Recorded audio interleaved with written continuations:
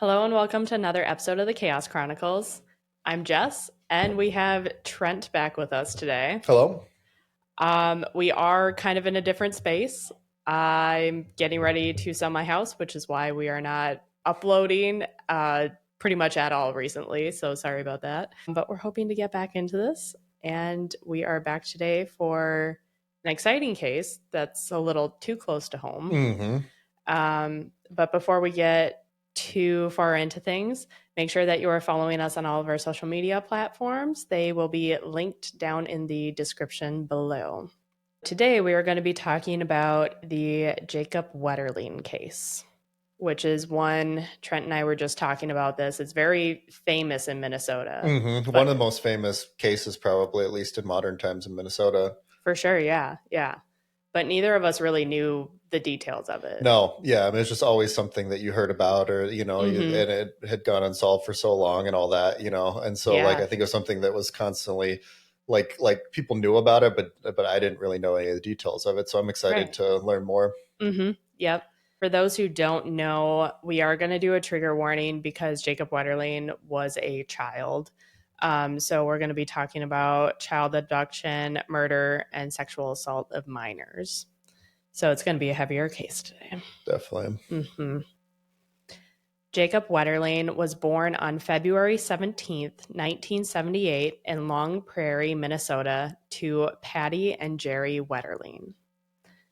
On Sunday, October 22nd, 1989, Jacob was 11 years old at this time. Jacob was riding his bike home from the store with his friends after dark in St. Joseph, Minnesota. Jacob was with his younger brother, Trevor, and a friend, Aaron Larson, ages 10 and 11. I also want to add in here that this was normal for them to do, especially kids that age in this time period. Very normal for, three boys to go.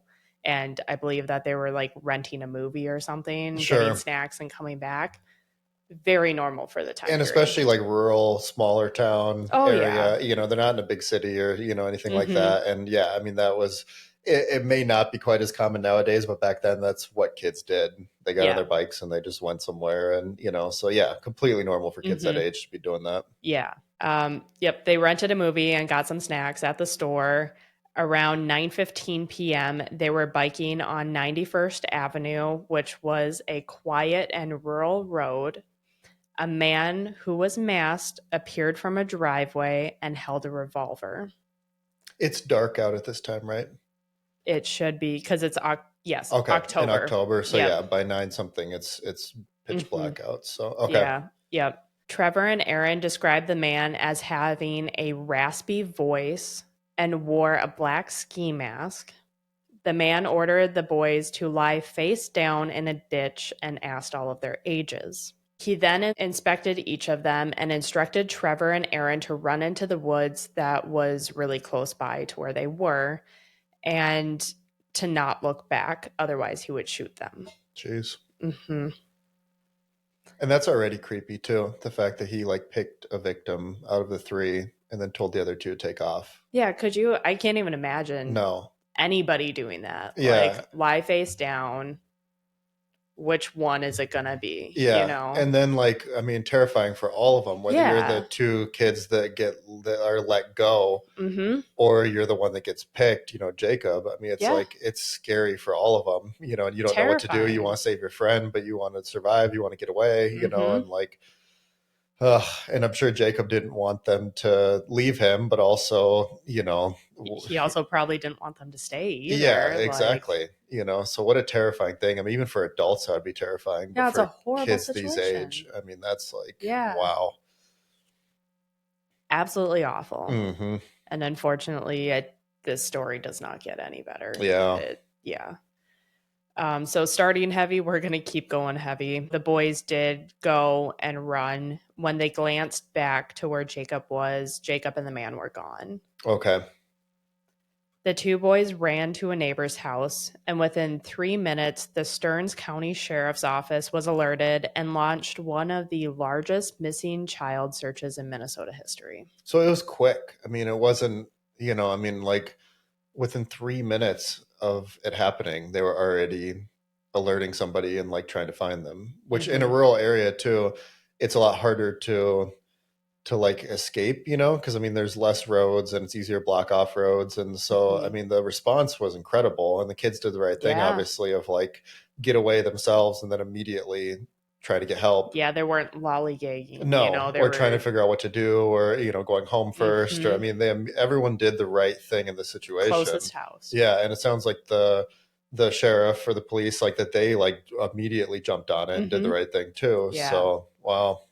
And maybe I'm, reading a couple too many thrillers right now, but my mind goes, these boys were just in this horrific situation and they didn't hesitate to go to a random house that they didn't know who was there and be like, you need to call the cops. Yep.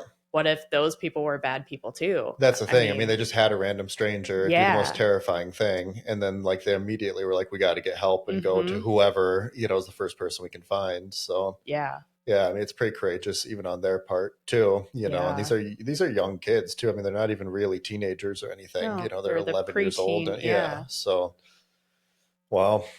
Yeah. Awful. By 10 p.m., less than an hour, Stearns County deputies and volunteers started searching the area, and the FBI joined them within hours. Really? Yeah. Wow. Within hours. Which again, for a rural area is impressive. If something happens in a big city where you have an FBI office and a lot of agents, it makes sense if there's a big thing that goes down. But for a rural area of Minnesota, for the FBI to immediately jump on it and help out, I mean, it seems like, to their credit, it seems like they did everything they could here to like have a quick response and try and find Jacob and whoever did this. Yeah, they had an insane response. That's something that I would expect living in a big city, like you were saying. But this is, I mean, you guys can go and look it up. This is rural area. Yes. Like you are miles from. It's not a suburb. It's not a yeah. And I mean, I guess that was the one upside of there being 3 of them, and so the 2 kids could alert, because a lot of times if there's a solo kid or anybody who gets abducted, it could be like a day or 2 before they, know, or even like, if it was just Jacob riding his bike, like his parents might, suspect something in an hour or 2 if he's not home. But I mean, the fact there were 2 kids who saw it all went down and immediately got help, it led to such a quick and massive response. Yeah. No, this was a great response time. An FBI psychological profiler joined on October 24th and suggested that the abductor was, quote, likely a white loner with a physical deformity who committed a similar crime in the past, end quote. I wonder how they came to that. I have no idea. Especially like the deformity part. Yeah. I mean, obviously they know what they're doing. I'm not questioning it, but what makes you say a deformity, you know? I mean, unless you have physical evidence of like, there are footprints and someone was dragging a leg or so, something that would like lead to that. It's interesting that just from like the such little evidence they have to go on, that like they came up with that detailed of a profile. Maybe that's something that we look into, how they determine, how the FBI people like this determined how to profile a person. Yeah. With such little evidence. Yeah.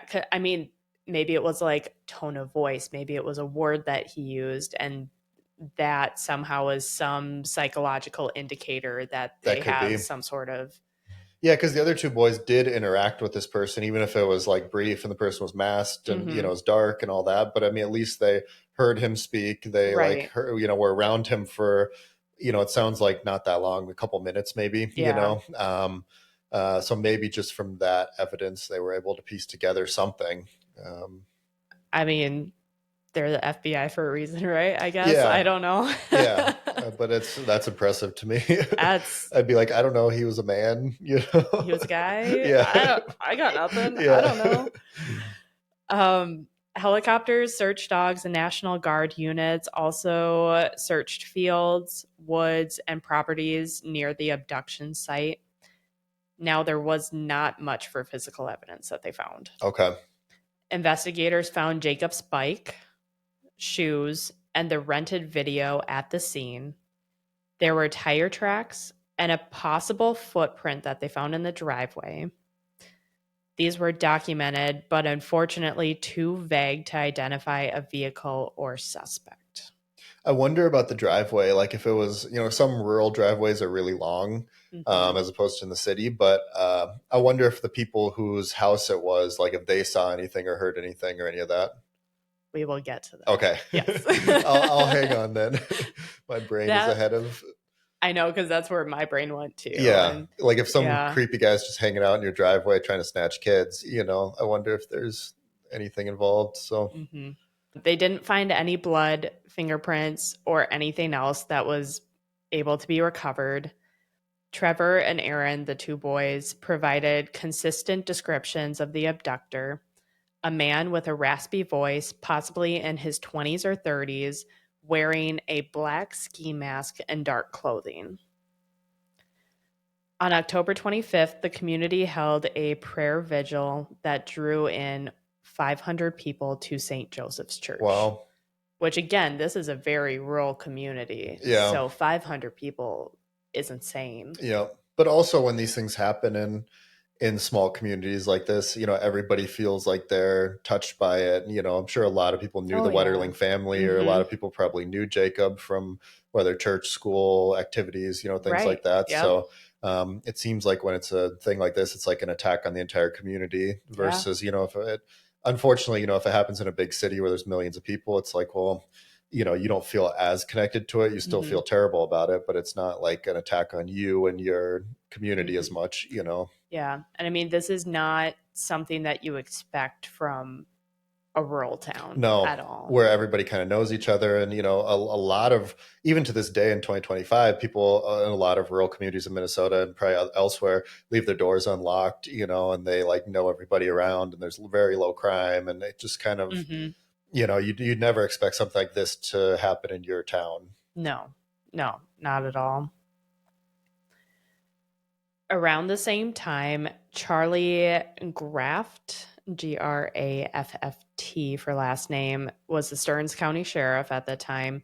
He stated that the investigators are sure that the abduction involved a sex offender and think that the abductor left the area and suggested that Jacob could be dead.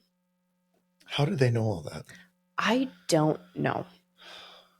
I mean, I just I trust them, but I'm intrigued at how they came to some of these conclusions based off of such little evidence.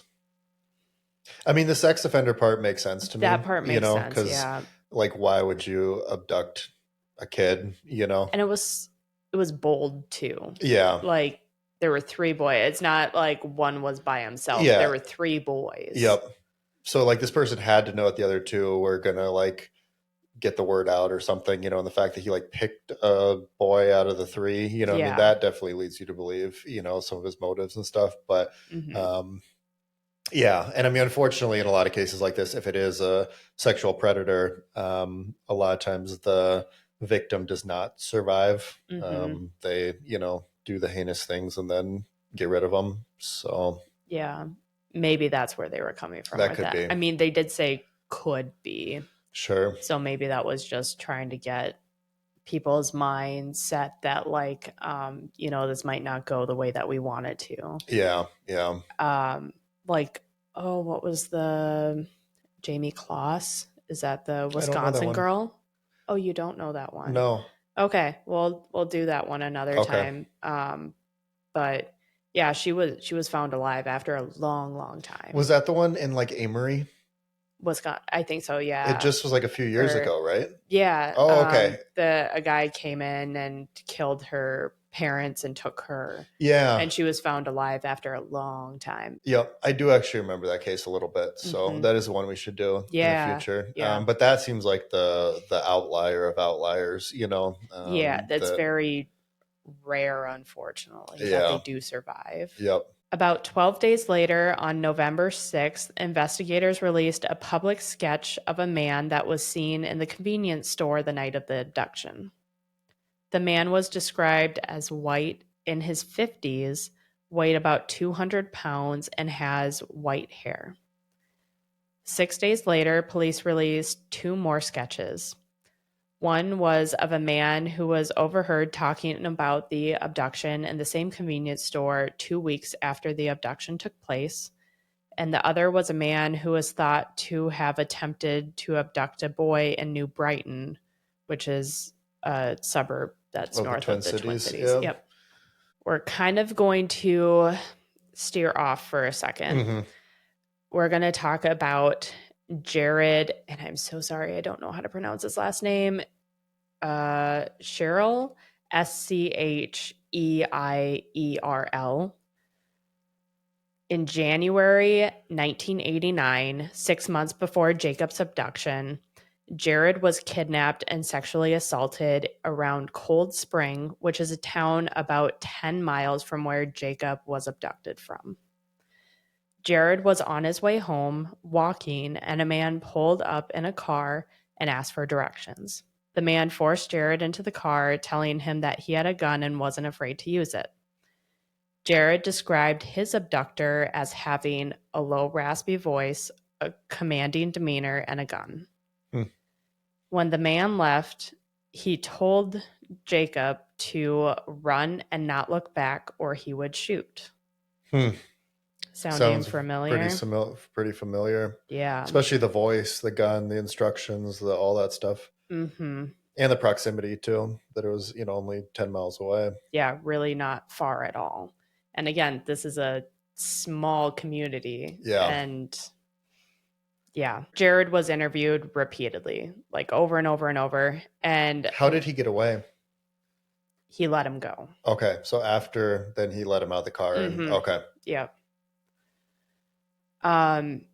Jared later stated, quote, "I felt I was Jacob's strongest hope. As much as I wanted to provide the answer, I didn't know the answer." End quote. And I mean, for him too, it's not just about Jacob, which is, I'm sure, was weighing on him, but it was about his own justice for what happened to him too. Exactly. So I mean, he was, obviously a victim of probably the same guy, and he wanted to help Jacob and solve the case for him, but also for himself, just get some clarity and justice on what happened and who did it. So. Yeah, absolutely horrible. All right, so going back to Jacob's investigation here. On December 13th, 1989, Jared met up with the FBI agents, and they created a sketch of the man who assaulted Jared. The sketch generated hundreds of new tips, and even more investigators were added to this case. On December 16th, 1989, the FBI interviewed Danny Heinrich, who lived in Painesville, which is about 30 miles from St. Joseph's. Danny Heinrich denies any involvement in the abductions of either of the boys, so Jacob or Jared. In the beginning of January 1990, the Painesville police chief, Robert Sheminski, I'm so bad with names. It's S, or just people have unique last names. Schminsky.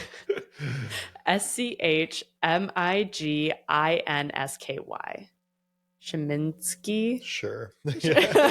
I'm not going to try it. I don't know. Informs the Wetterling investigators about a string of molestation incidents that have happened in his town from September 1986 to 87. Robert believes that Heinrich should be considered a suspect. Even though there were multiple reports of an unknown adult male groping and chasing younger boys, there were no arrests made. A few days later, investigators brought Heinrich in for a second interview, and this time they collected his tennis shoes and a sample of body hair. He also allowed investigators to remove the back tires from his blue 1982 Ford EXP hatchback. So it sounds like he's cooperating with them while denying it and everything, but definitely cooperating. So far, yeah. Yeah. Investigators were also able to get Heinrich's 1987 Mercury Topaz that he used to own. Jared was brought in to see the car and was asked to rate the car on a scale of 1 to 10 in similarity to the car used in his abduction, and he responded an 8 or a 9. So pretty close. Pretty close. Yeah. Yeah. On January 24th, 1990, Heinrich's father's house in Painesville was searched, since this is where he was living since 1989. Authorities took police scanners, a carrying case, scanner frequency list, boots, and clothing. Heinrich claimed that he was at home the day Jacob disappeared and insisted that he wasn't in St. Joseph that weekend. Investigators then checked his trunk and found photos of children, one wrapped in a towel and another in his underwear. Jeez. Heinrich objected to the seizure of the photos, saying, quote, "They just didn't look right," end quote. Yeah, they definitely didn't look right. Mm-mm. Nobody should have pictures like that of anyone's kids unless it's your own and it's not in a creepy way, you know? Yeah. Yeah. Wow. But he later admitted that he burned those photos after. Jeez. Yeah.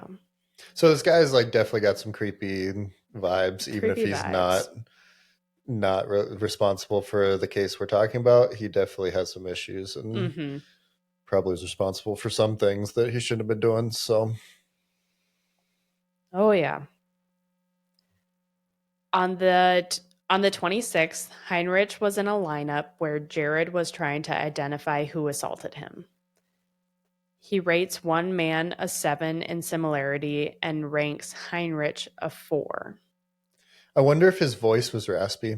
Like, I wonder if he sounded like they should have had him talk in the lineup too or something. Because, I mean, that seems like that was a big identifying thing. It was like the voice. And so I wonder if they, you know, either investigators or Jared were like, yeah, that's the voice, you know?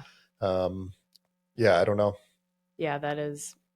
And maybe they did. I don't know. Sure. So we're just going off of a couple dozen news articles and stuff. So maybe they did. Later that day, the FBI reported that the tires from Heinrich's Ford are consistent with the tracks that were found at the abduction scene, but they are not an exact match. On January 30th, 1990, the FBI reduced the team from 15 agents to 9. 10 days later, the FBI revealed that the fibers found on Jared's clothing closely matched the fibers from Heinrich's mercury topaz. Heinrich was arrested in connection with Jared's abduction and assault. He denied any involvement and was released without any charges. Really? Really? Even with physical evidence and stuff? Wasn't enough. Oh, that's frustrating. Very. In April of 1990, the FBI reported that the shoe print that was found at the scene corresponds, and that was a direct quote, that corresponds to Heinrich's right shoe, but there wasn't enough detail to confirm that it was a match.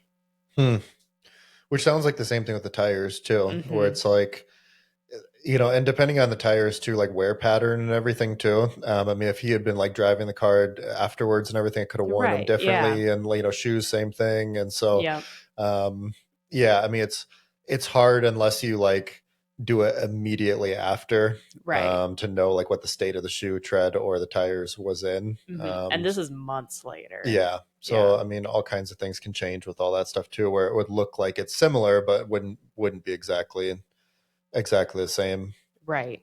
Yep. So a full year after Jacob's abduction, October 22nd, 1990, around 1,000 people gathered to commemorate the first anniversary of his abduction. In January 1991, Charlie Graft, the Stearns County Sheriff, retired, and Deputy Jim Kostraba took over the leadership of Jacob's investigation. In February 1991, authorities returned items that were seized from Heinrich's home. On May 24th, 1991, U.S. Senator Dave Durenberger proposed a creation of a national registry for individuals convicted of crimes against children and called it the Jacob Wetterling Act. That was passed on September 13th, 1994. The act was named Jacob Wetterling Crimes Against Children and Sexually Violent Offender Registration Act. So before that, they didn't have like a sex offender registry or anything? No. Wow. Yeah. The act requires offenders to register with local authorities for 10 years after release, parole, or probation, which is what we have now, which is just insane to think that that didn't exist. Yeah. Yeah. I mean, we were like young when that happened, so in basically our whole lifetimes, they have had it. So I just assumed that it went back way further than that. But that's interesting that this case prompted that, and that it's actually, only been about 30 years that they've had a sex offender registry like that. Well, I can tell you I was born in 97, so I was not alive. This is where Jess makes me feel old here. I was a very young child at that point, but still. We're not that many years different, Trent. I was barely not alive yet. Yeah. Initially, community notifications were optional, but later law made this mandatory. In 1996, the Amber Alerts were created in order to inform the public about abducted children. That's interesting. And actually, right before Jess and I started filming, unfortunately, we got an Amber Alert on our phone for something locally happening here. So we were talking about Amber Alerts and where they came from and everything, and what the threshold is for one. So that's interesting that kind of came out of this too a little bit. Yeah, it's weird connections. Unfortunately, things like this have to happen to get to where we are now, though. Yeah. And I mean, it's sad that it takes something like this to happen, but at least I know for a lot of like victims' families and stuff, at least they feel like some progress is made societally that hopefully will help this to not happen to other people's kids as much. So absolutely, I know a lot of victims' families will like take some solace, or like will fight for these bills and everything, just to protect other people's kids. So, and that is exactly what Jacob's family did.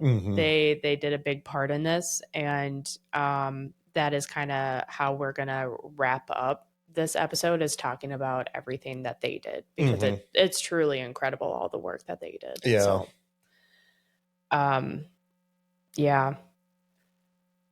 Finding some sort of light in the dark. What is that? Yeah, silver lining. And just some sort of like positive thing that you can put your energy into, that and you transform all your grief and anger and all that stuff into something positive for society and other people. Is pretty powerful, and I commend the families for doing that. Yeah, because it's a lot of work, and that seems like impossible in this situation. Yeah. So. And also like it's got to be very triggering for the families to like work on all this stuff, when it still is like a wound that's not healed, inside of them. Especially because Jacob is still missing at this point. There's nobody knows where he is or what happened to him. I mean, obviously the longer it goes away, you assume that he's probably not alive somewhere, but they still don't know where their kid is. So right.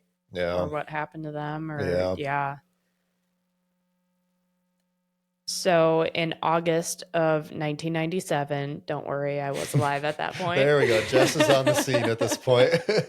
In August of 1997, an age progression photo was released of what Jacob might look like at age 19, and was distributed to 73 million U.S. homes. A new sheriff, John Sanner, was elected in 2003. 16 years later, in 2005, authorities questioned Dan Razor. Dan Razor lived across the street from where Jacob was abducted. As far as 2018, he still lived there. That was like the most recent news article that I could see, that he still lived there. Okay. At the time, Dan was a band and music teacher. The night of the 22nd, Dan saw a tan Monte Carlo type car barrel up in his driveway. Quote, this car zooms in and is driving insanely fast, does a fishtail, blows out of the yard. I go from my room to the other side of the house and watch the car zoom up the hill and go. This car is on a mission from hell to do something. End quote. Did he come forward with this like immediately after Jacob was missing? That's a good question. I believe he was interviewed, but I Okay. couldn't find any sort of information on what they talked to him about or if this was the first that they were hearing of this car. I mean, you would think that he would say something. I mean, if somebody like does that in your driveway and then there's no crime that you hear about after, you're like, okay, the guy was just being crazy or a jerk or whatever, Yeah. just whatever. But like when something like this happens, like right around that time, then maybe you'd be like, hey, maybe I should tell the police about this car, So maybe he did. I don't know. I mean, just from a quick Google search, it sounds like he cooperated with them in the initial investigation. It's hard. You can't really find many news articles from way back then. Yeah. But I do remember seeing the investigators were talking to people that were in that area and they were searching the farms and he was right there. So I can't imagine they wouldn't have talked to him. Yeah. And that he wouldn't have brought that up either. Right. You'd think Yeah. that he would, The other question I have is that was not one of the cars that Heinrich had. He did not have a Monte Carlo. Okay. Yep. So that would have been a different car than one of the two that he had been linked to. But he did say a Monte Carlo type car. Okay. So one that just has like the structure, I'm assuming. That body shape and everything, but maybe it wasn't specifically. Maybe like how I describe cars. Not exact make and model, but close. Yeah, it was this color and this was like its shape-ish. Yeah. And I mean, to be fair too, it doesn't sound like he got like a quick view of the car because the guy was like screaming around to get out, so and depending on like the time and all that stuff, like it might, it's not easy at night to see exactly what type of car something is. So yeah. So the next day, authorities interviewed Dan at work. They looked at his tires of his Datsun 210 and checked the truck too. A week later, they searched his farm and home. He underwent a lie detector test and was also hypnotized. And after that, there wasn't much that came up for years. I wonder why they they must have suspected him in some way because they didn't do that to all the people they interviewed. So like they must have like suspected that he could possibly be part of this. From some of the news articles that I was looking at, it sounds like this is unfortunately one of the situations that, the investigators were like, we think you did it and we have to find a way. Sure. And I'm sure if he was innocent, he's like, I'll do whatever. Just, I want you to get off my back and stop having, especially in a small community, like you start having gossip that you did it or something that could ruin your whole life. So I'm sure he was compliant and like, let's just get, I want to prove to you that I didn't do this. So a man named Kevin came forward saying that he drove through the abduction scene the night of the crime before police arrived. John Sanner concluded that the set of tire tracks found at the scene belonged to Kevin, and this meant that the abductor must have been on foot. And so that turned their attention back to Dan. Investigators accused him of Jacob's abduction and urged him to confess. It never even occurred to him to hire a lawyer. He just kept telling the truth. So he is doing all these interrogations by himself. Yeah. Which, even if you're innocent, it's still good to get a lawyer, just to help you. I know some people think like if you have nothing to hide, why do you need a lawyer? But it You still should is have good. You one. should still have a lawyer, even if you are 100% innocent of what you're being accused of.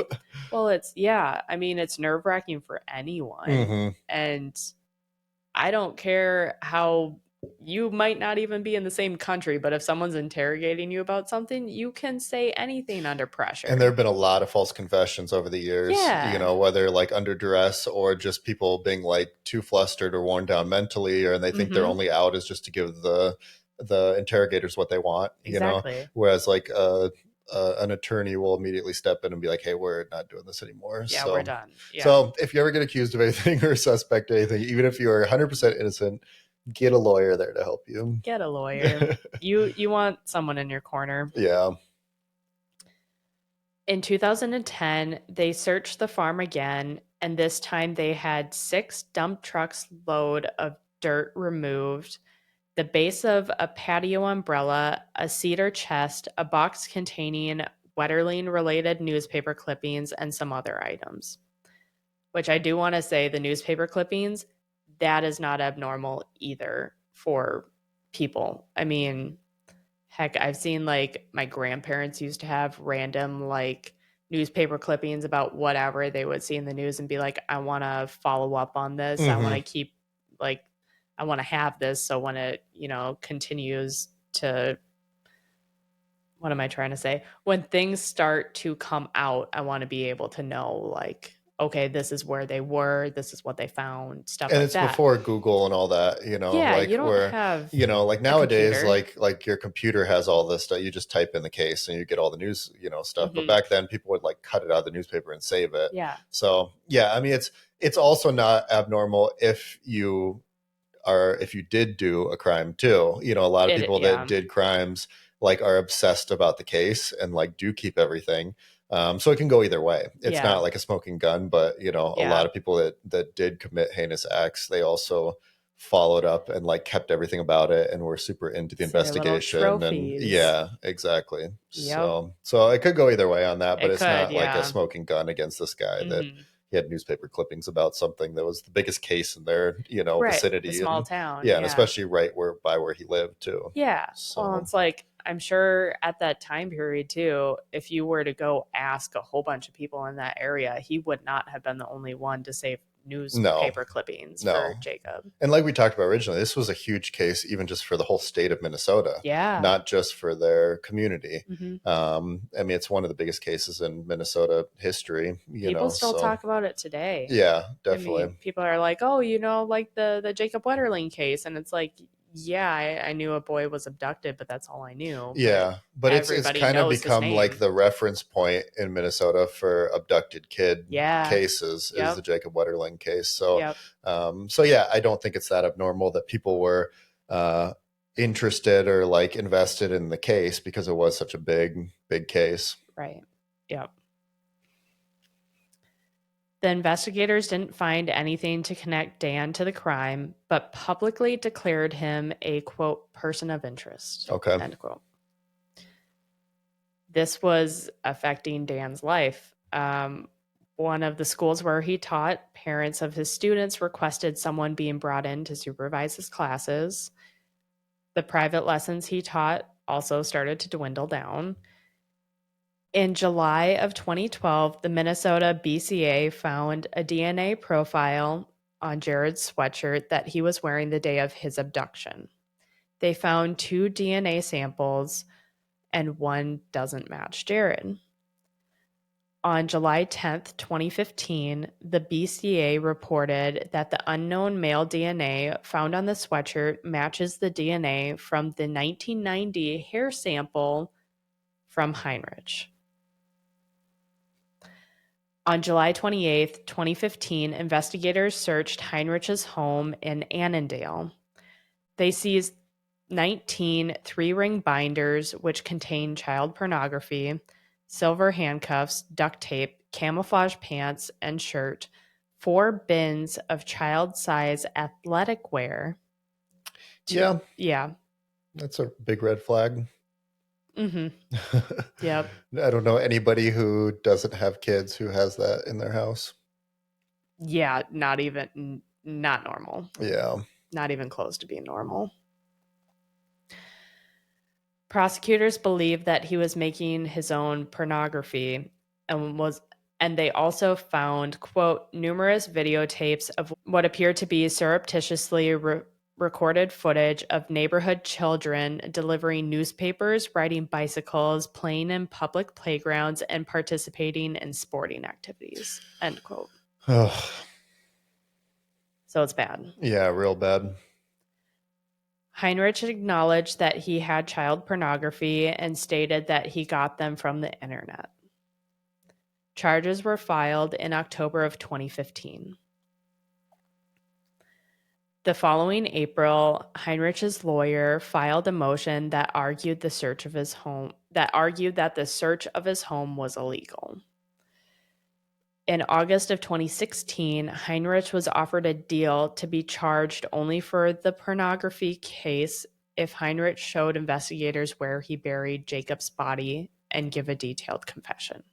So had he admitted yet, or were they just pretty much knew it was him, and so they were like, "We know it's you. Mm-hmm. If you can give the family some closure and tell us what happened, we'll go lighter on you." Pretty much, yeah. Okay, which is a tough place to be in too, because you want to nail this guy and like lock him up forever, but right, you also want to get the truth. Also, Jacob's family was consulted about this. Yeah, which is important too, Yeah. to know that the family was on board with this too, just to get some closure. Yep. So they approved of the plea agreement. They just wanted to know what happened to their boy. Yeah. Heinrich's attorney agreed. Jacob's body was buried just outside of Painesville on a farm. It was close to where Heinrich lived at the time and is about 30 miles from St. Joseph. On September 6, 2016, in court, Heinrich confessed to the abduction and sexual assault of Jared and the abduction, sexual assault, and murder of Jacob.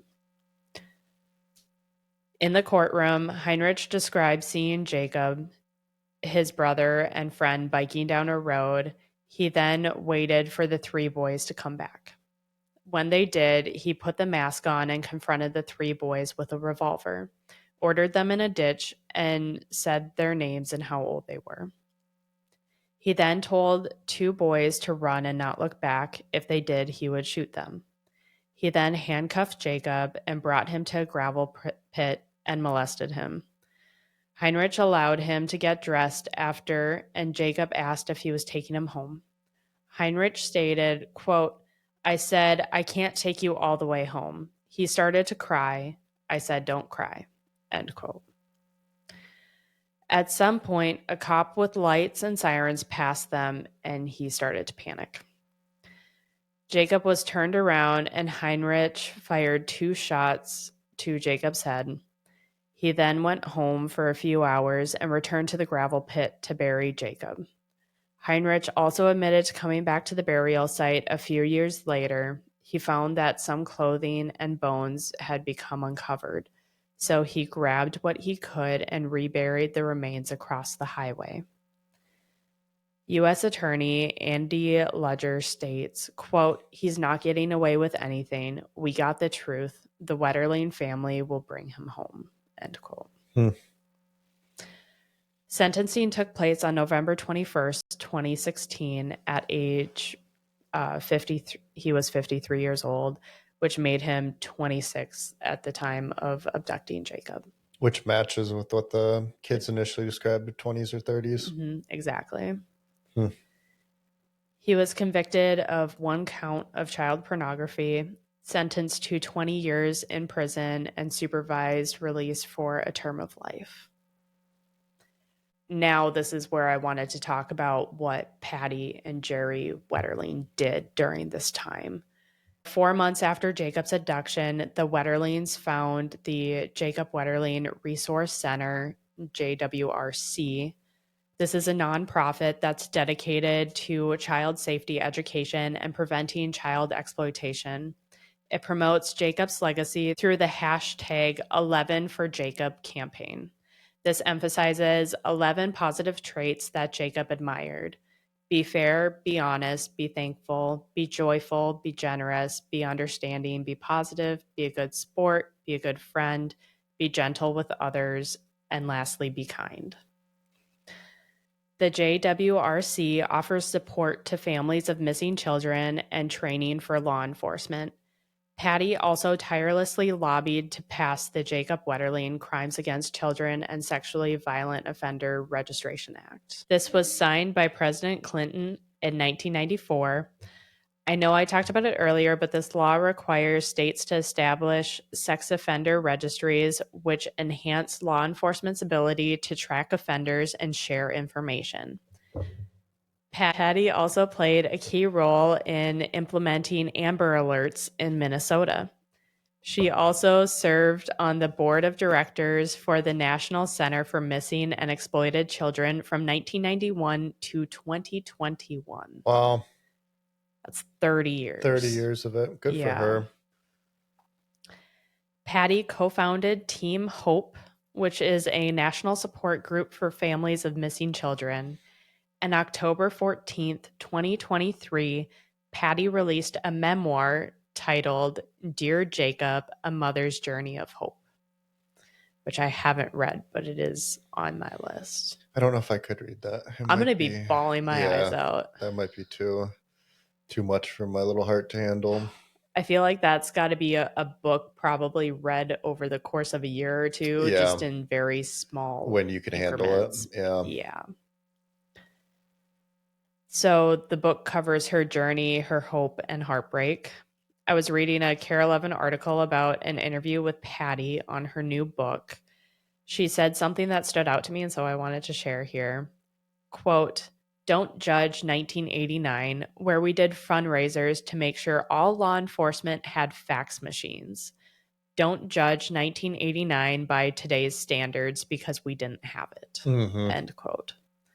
Which, I mean, not just for this case, but like a lot of cases that we talk about was, before we had all this technology. A lot of the cases we talk about are before the 90s. Yep. And even we've had this where we brought up multiple times that like we're viewing these cases through the lenses of 2025. Yeah. But a lot of them, like they did take place in different times, and it was even the anthrax one we brought this up, even though that was in 2001, it still was a completely different time for technology and law enforcement, and some of these cases with forensics and, all these different things. So that is important for us as podcasters and for everybody listening that like these cases are, did take place in different times, for law enforcement, for people to catch criminals, for all the different stuff than they do today. So I think that's important that she noted that too. Yeah. And then just finishing this case with one more quote from the interview.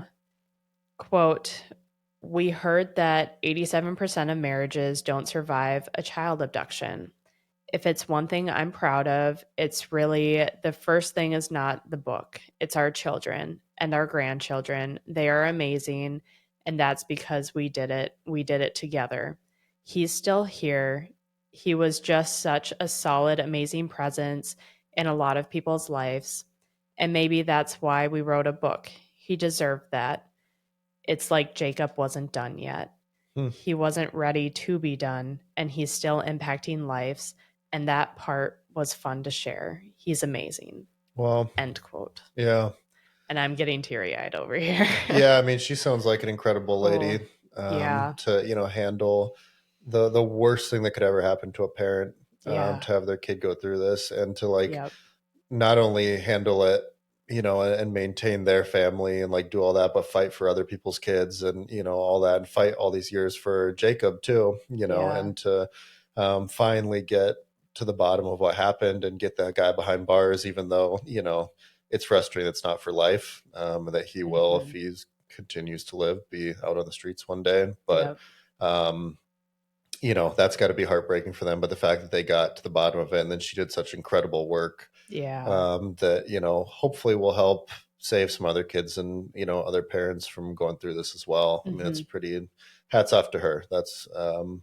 She sounds like a spectacular woman. She really does. Yeah. It's a heavy case. That is a heavy case. Yeah. It's a tough one, and it's dark. And it's a lot of these cases, you'd never get closure. You never find out who did it. No. You never find a body or any of that. And this one, as important it is that they did find that and everything, it almost like makes it feel heavier, because like you do know what happened, and you do know, what the end was and everything. So, Yep. hmm. Yeah. It's horrible, horrible thing to have happened, but so many good things Have come of came. it. Yeah. Yeah. Yeah. Yeah. To rattle off some of my sources real quick, APM Reports, The Guardian, CBS News, Fox 9, KARE 11, Pioneer Press. Yeah, do you have any last minute thoughts on this case? No, I mean, one thing that I did think about that was the fact that it sounded like he was gonna let Jacob go. Yeah. And then like the cop car driving by, He got which, I spooked. mean, it's not the cops' fault. They were trying to find him, but got spooked, and that probably cost Jacob his life too. Because Jared, as horrible as what happened to him, he's still alive, and he He was at got let least go. able to let go and still live his life. And so it's crazy how like just those little, in such horrible circumstances and with horrible people, like those little things can be a difference between life and death. And unfortunately for Jacob, it went the wrong way. Yeah. So yeah, it's a tough one. I'm glad they found his body. I'm glad that Heinrich got locked up. And yeah, hopefully at least he's haunted by what he did for the rest of his life. I hope so. If That's not, doesn't, awful. dies in prison and doesn't get back out on the streets, because that's awful. So Yeah. As of right now, I mean, we were just saying it's about 11 years. So, and then who knows? So yeah, it's a tough one. Yeah. Cases like this, it's always awkward to plug our social medias real quick before we sign off here. But you can find us on all of our social medias that are linked down below in the description. You can let us know what you thought about this case down in the comments. Have you heard about this case? Feel free to send us an email. You can say hi, or give us any recommendations for requests for future episodes or anything. We love to find new cases that we don't know much about, and dig into them. So if you have any requests or anything that you think we should look into deeper, or anything that we missed about this case, please message us, and we'd love to read it. So yeah, because it's I mean, this took me a few days to throw together, but I can definitely miss a lot. And I know quite a few of you guys commented on the Joan Benet Ramsey. And that was amazing to learn all those additional details. So yeah, so we will read them. So if you have anything, please let us know, and we'd love to go through it and learn more. Absolutely. Yep. All right. Well, we will see you guys next time for hopefully something a little more lighter, positive. hopefully. Yeah. Right. Bye.